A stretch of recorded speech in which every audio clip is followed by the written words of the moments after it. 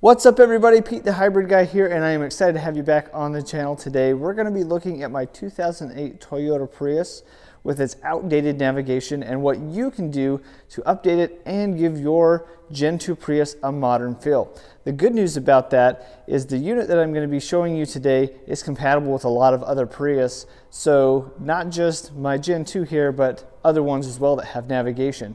So let's dive in, look at the problem and what the solution is. Now, if you're like a lot of other Gen 2 Prius owners and you have this old outdated navigation, guess what? There is a solution for it. With this navigation system, it was really good back in its heyday in 2008, but now it's outdated. You can't really do anything with it. And with all the modern places that have popped up in the past 12 years, well, guess what? We can't really find anything either. Also, it's slow and the interface on it really isn't that great. But the good news is we have a solution to fix this problem. So let's go over to the table and check that out. The solution that I have for you today is a product by Grom Audio from their V-Line. I believe it's their V-Line product, but gromaudio.com is where I found this little unit. And what it is this is an interface. It's a tiny computer that interfaces with our existing navigation and multifunction display unit. What comes in the package is the computer or interface that will work with it, and then all the different wiring components that we need to install this. Grom Audio has done a really good job with their installation manuals and their user guides to help you get a quick start on this. One of the reasons I really like this unit is because it's a plug-and-play system. So if you know how to do some basic work around your car and know how to route cables, anybody can install this. We'll talk about what it costs later, but I want to show you the installation process and the features and benefits of this Grom unit. Now, the good thing about this too is it's also compatible with Android and Apple devices, and all of that is contained right here in the user guide. So let's jump over to the car and get this thing ready to get installed. So before we get started on this project, we're going to need to get some things out of the way.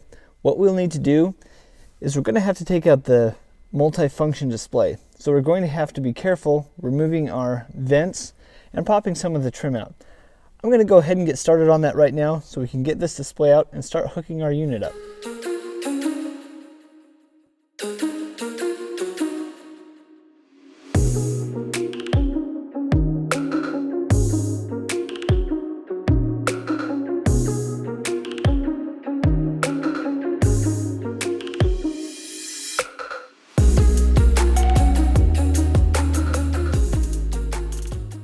Once you have the vents removed, now it's time to remove the MFD.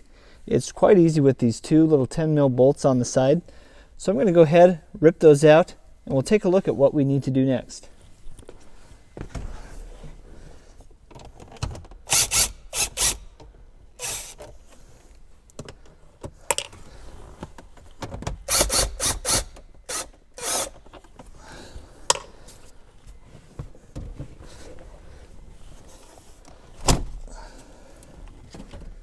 At this point, we've got our MFD out. Let's go ahead and grab the installation guide and take a look at what we need to install next to get our Grom unit one step closer to being installed. Sorry for the voiceover here. My audio cut out. What I'm telling you is that you need to remove the radio unit as well as the MFD in order to plug in the power source that will power the V-Line unit for the Grom. There's 4 bolts that hold it in, and removal is really easy. Once you have it taken out, you'll see the access port in the back of the radio unit where you plug in the power harness.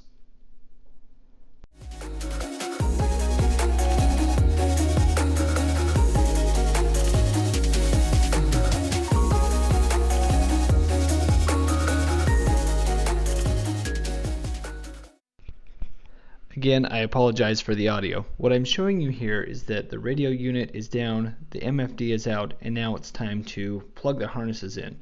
I really like the Grom Audio unit because there is no cutting or splicing of any wires. It's literally plug and play. So I'm going to get all that hooked up and then we'll test fit.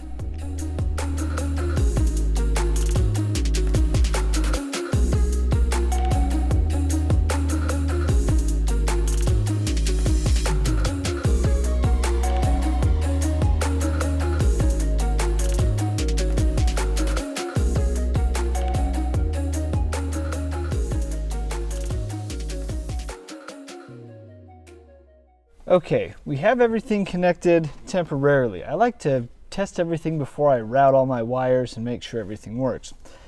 So I'm in here in chapter 2, getting started. We have to initialize this unit. So it says put the ignition switch onto ACC or on position and wait up to 5 seconds. Probably be helpful if I plug my start button in, or my park button.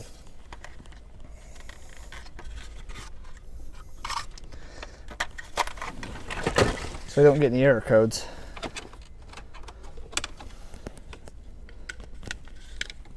Okay.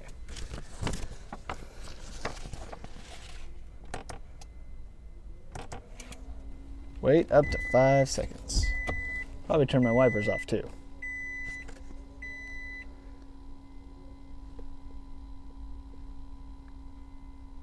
Okay.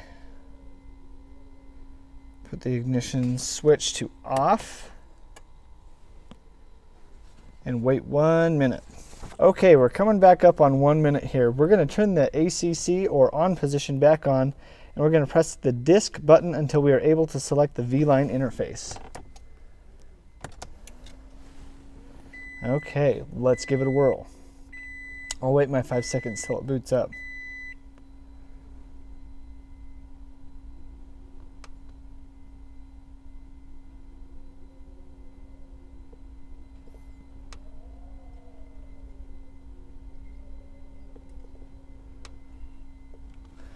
Holy cow. If you notice right here, let me turn this unit for you so you can see what it says. Please drive safely, Grom Audio affiliates, blah, blah, blah, blah, blah. Basically all their legal jargon. Let's hit agree and see where it takes us. Oh my gosh. Local music, Bluetooth, web radio, Spotify. We're actually in the Grom Audio settings right now. So this thing is up and working. What I want to do from here is, now that I know that my unit is connected, I'm going to route all my wires, get it all cleaned up. I'm going to set my GPS navigation out where I want it. And then what we'll do is we'll go through and we'll test out the features and functions of our new Grom unit. Give me a few minutes. Let me dial this all in, and we'll get back on here and look at the features and benefits of our new Grom Audio interface.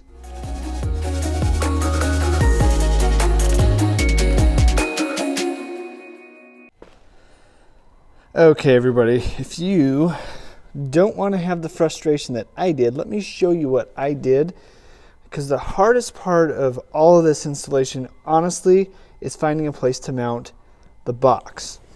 So you can see that I've got my wires here from the MFD unit routed down, and what they do is, and then the radio harness comes in and it all routes down, and it routes down here, and then I ran it under the carpet, and then under the carpet I have my unit. I have 2 of my lines coming out on this side towards the door, and then the other 2 lines coming out on that side over the door. Now I haven't fully mounted the unit solid yet, and I did that so I could make sure I had enough length. To my friends over at Grom, would you please make the power harness that connects into the radio just about 6 inches longer? That would really do a lot for this installation. Overall, I am really excited about how easy this is. Honestly, the hardest thing was finding a good spot for that unit, which is now under the seat. All the wires are routed. You can do this probably in less than 2 hours with minimal tools. So I'm going to wrap up the installation. I just wanted everybody to see, you know, where I had routed my wires under the carpet and then up to the unit that sits now under the passenger seat here. So I'm going to get this all wrapped up, then we're going to play around with it and have some fun. One more thing I forgot to show you too is the USB and the satellite receiver. Those also I'm going to route up under the carpet as well. Now, if your car does not have Bluetooth for phone, you can also route your microphone from the unit up. There's plenty of space. Grom actually in their instructions says over in this corner is a good spot, just somewhere away that it's not touching anything or is fixed to anything, so you don't get that noise coming through the microphone. But overall, Really happy with this. And all of it looks like a mess in here, but realistically, it's not. It's just a lot of panels are taken out. So again, USB and SAT, the satellite, the navigation module, that's going to route up under my carpet. And I'm going to find a place, probably, you know, tucked away so it doesn't show. I like everything to look very much like it came from the factory. So once I'm all done, we'll do a final overview and you'll see how awesome my installation looks. Okay, so let's turn our unit on now. I don't have my phone plugged in, but I'm sure I've got everything else going. V-Line, look at that. Loving it so far. I really am not sure how its boot up process is supposed to work, so we'll look at that. Okay, so we're right into our home screen. Let's play around with this for a sec, see what we got. Let's hit our apps, file settings. Now this is set up right now for Android Auto, which is totally fine. Nothing wrong with that whatsoever. I have not, you know, even messed around with this at all. So I did read that you could connect to a Wi-Fi data or hotspot for updates. Here's how you would connect Bluetooth devices. Wallpaper, font, all of that is in here. Let's go back. Let's see here. Let's just hit tunes. So we've got nothing in there. This is all set up right now for Android Auto. So what I'm going to do is grab my cord here and plug it into my other iPhone. And it says allow CarPlay, AC. Well, we're going to allow that. And look what we have here for you Apple CarPlay users. We have our factory display right here using Apple CarPlay. Pretty stinking cool. Nothing's playing right now. I've just got my phone hooked up. We can go right into our navigation.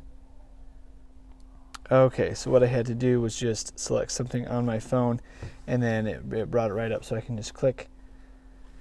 Oh my heck, that chevron right there. And bam, we can get directions for it immediately right from our phone. Very cool. The